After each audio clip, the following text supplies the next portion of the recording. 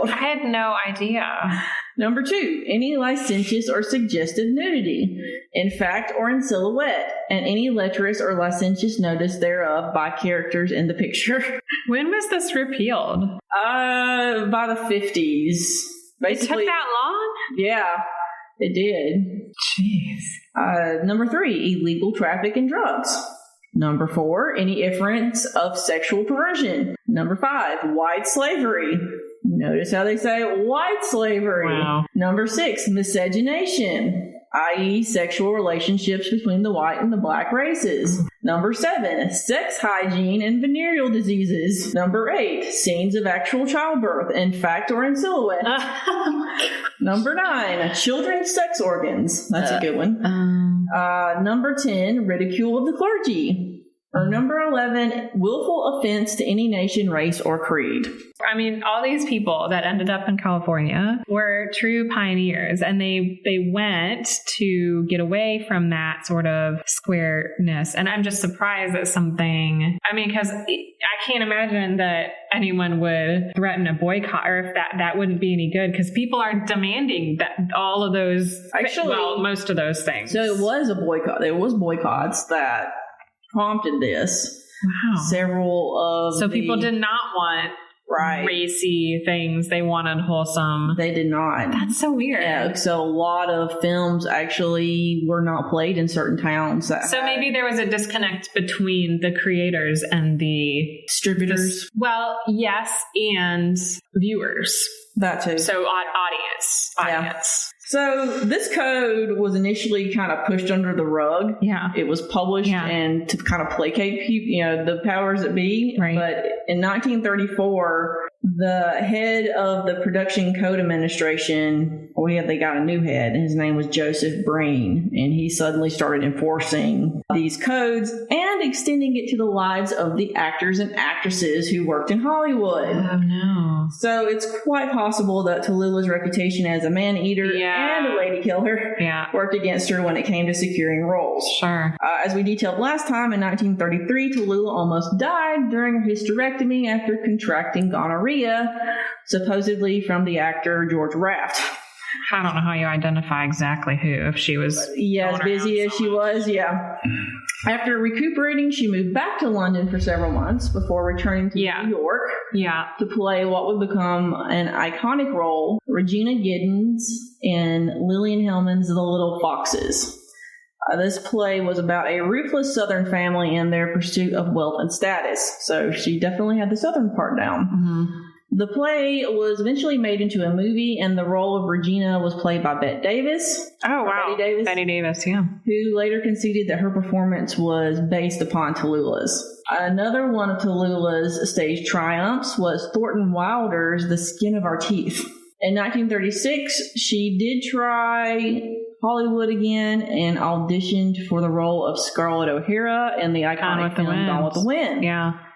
But at the time, she was 36, and Scarlett O'Hara was in her teens, so it was, She was in her teens? Really? Yeah, she was like 16 when that. Oh, gosh. I think they probably made her more like 18 in the movie, but in the actual book, she looked a lot older. 16, yeah. Well, and Vivian Leigh was in her late 20s, I think. Must have, yeah. Okay. Her age worked against her and possibly her off-screen antics as well. And now for something not so scandalous. Stay tuned for more scandal sheets after the break. And now, back to the show. But in 1937, Tallulah married actor John Emery. Didn't see that one coming, did you? No. Neither did anyone else at the time. On September 1st, the day after the wedding, an article ran in the Boston Globe about her surprising nuptials. I married for love, says Talullah Bankhead. Jasper, Alabama, September 1st. Newlywed Talullah Bankhead was honeymoon bound today with actor John Emery, her husband of a day. I married for love, said the glamorous star of stage and screen, adding she never had been married before and would never again. Their marriage took place last night in the home of the bride's father, Speaker William B. Bankhead of the House of Representatives. Although their romance began a year ago, they surprised Broadway friends when they hurried here by chartered plane and auto yesterday for the ceremony. Miss Bankhead said she was 34, her husband 32. They met in Hollywood while Emery, son of Edward Emery, veteran stage player, was appearing with Catherine Cornell in St. John, and Tallulah was starring in Reflected Glory. The newlyweds planned to fly back to New York today and then to go to Norwalk, Connecticut for a quiet honeymoon on Long Island Sound. It sounds so idyllic. Well, 4 years later, they were getting a divorce. I can't believe it lasted that long. She went to Reno, Nevada to file for a divorce because you could have a divorce without the consent of the other person. Right. And it only took 30 days. She was divorced a month later, and when interviewed by a reporter, she said, quote, "You can definitely quote me as saying there will be no plans for remarriage." You have to wonder, did she really marry for love? In 1943, Hollywood came knocking once more. She returned to the West Coast for the role of Constance Porter in Alfred Hitchcock's Lifeboat. It would become her most successful film, both critically and commercially. She won a New York Film Critics Circle Award, and upon accepting the trophy, she declared, "Darlings, I was wonderful." I would like to see that movie. Yeah, that's one Hitchcock one I have not seen. Mm-hmm. For most of the 1940s, Tallulah remained in New York to work on Broadway. She seemed to reside in quite a number of places, which made it hard on Adrienne to figure out the timeline. Tallulah was quite diverse in her acting skills. By 1950, she was hosting a radio show on NBC called The Big Show, where she acted as a mistress of ceremonies and would also recite monologues written by her good friend Dorothy Parker. That same year, she tested for the film role of Laura Wingfield in Tennessee Williams' The Glass Menagerie. Her screen test was, quote, the greatest ever, according to the director, but studio head Jack Warner refused to sign off on her employment due to her hard living, read drinking. Yeah. She apparently promised that she would not touch a drop during the film, but he still would not approve it. And another actress was cast, and pretty much everyone said it would have been a whole lot better if Tallulah had played the role. I guess she stayed sober enough to be able to act in these few things that won her acclaim and awards. Well, she was always really partying hard and drinking a whole lot. Yeah. So it's kind of sad because that she had mental health issues. She had issues that were clearly undiagnosed and undealt with. Right.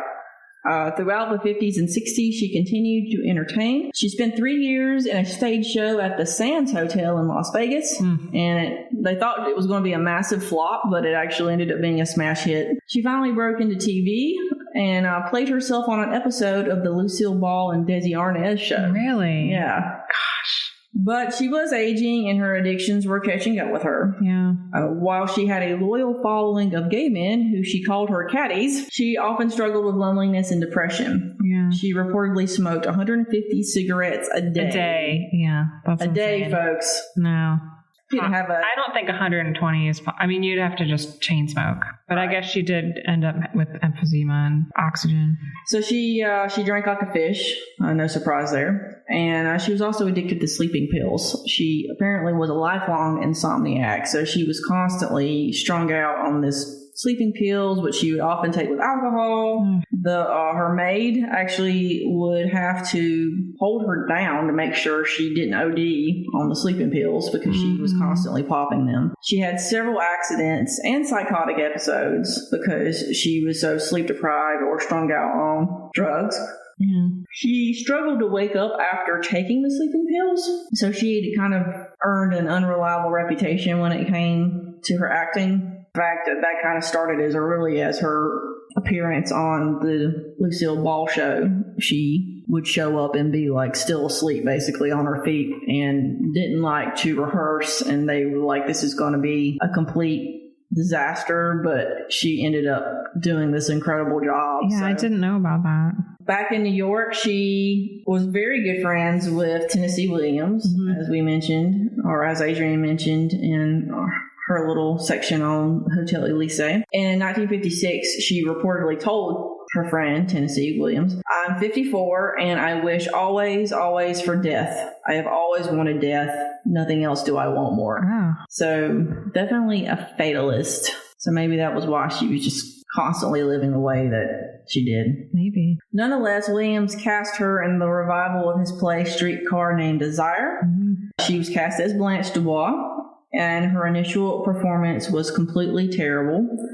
Williams just was furious with her. He said that she ruined the role, and she apparently took the criticism to heart and basically worked on her performance, and she ended up completely revolutionizing the role, and it's been said that she was better than the best one. Yeah, Jessica Tandy and Vivian Lee in the film. Wow.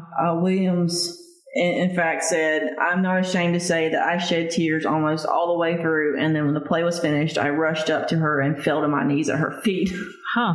So apparently it was an impressive performance. Unfortunately, the production closed after 15 shows. By the 1960s, Tallulah was doing most anything to make money, and her last film was a British horror movie called Fanatic. She even called the film a piece of shit. Oh my gosh. But they paid her $50,000, and finally her hard living ways caught up with her. She had emphysema from all the smoking and struggled to breathe. She also struggled with malnutrition, but she didn't let it stop her.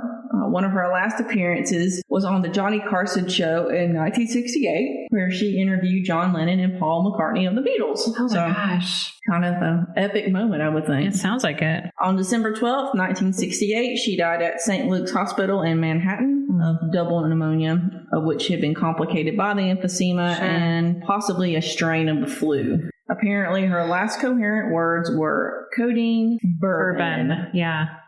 That's a good last. Well, bourbon. Bourbon. I'm not sure about the codeine part.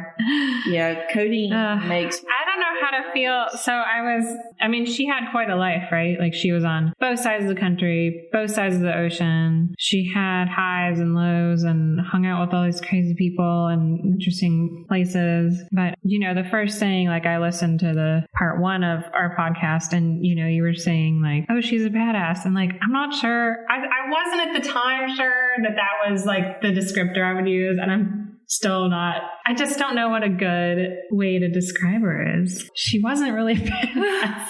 She's kind of, and I don't want to say pathetic, but there were definitely parts of her personality that I would say were pathetic or desperate. I think maybe desperate is better. Well, desperate's better. This is how the LA Times described her in their biography. Is that the obituary? Oh, it's not the obituary. Okay. This is how. Okay. They wrote a little biography for her. Yeah.